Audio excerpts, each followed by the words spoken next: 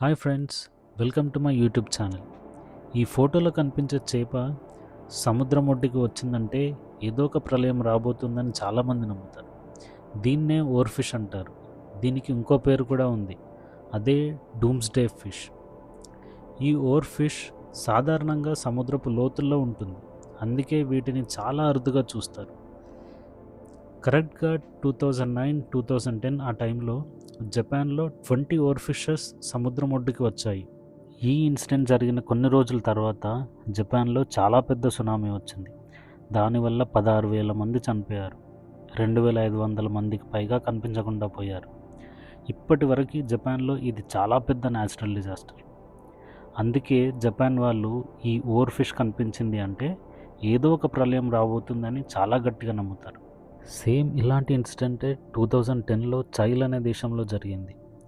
ఈ చేప సముద్రపు ఒడ్డుకు వచ్చిన కొన్ని రోజులకే చాలా పెద్ద భూకంపం వచ్చింది, 500 మందికి పైగా చనిపోయారు. జపాన్, చైలే కాకుండా ఫిలిప్పీన్స్, తైవాన్లో కూడా సేమ్ ఇన్సిడెంట్స్ జరిగాయి, చాలామంది ప్రాణాలు కోల్పోయారు.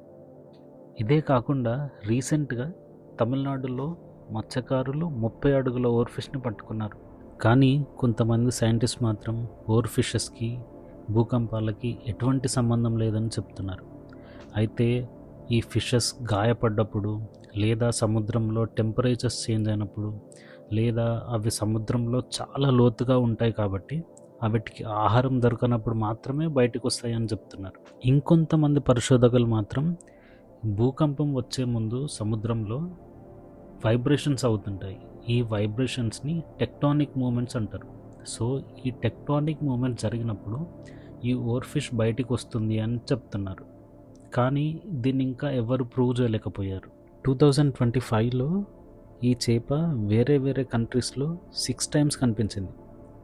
కానీ అప్పటి నుంచి ఇప్పటివరకు ఏం జరగలేదు కాబట్టి ఇక ముందు కూడా ఏం జరగకూడదని కోరుకుందాం.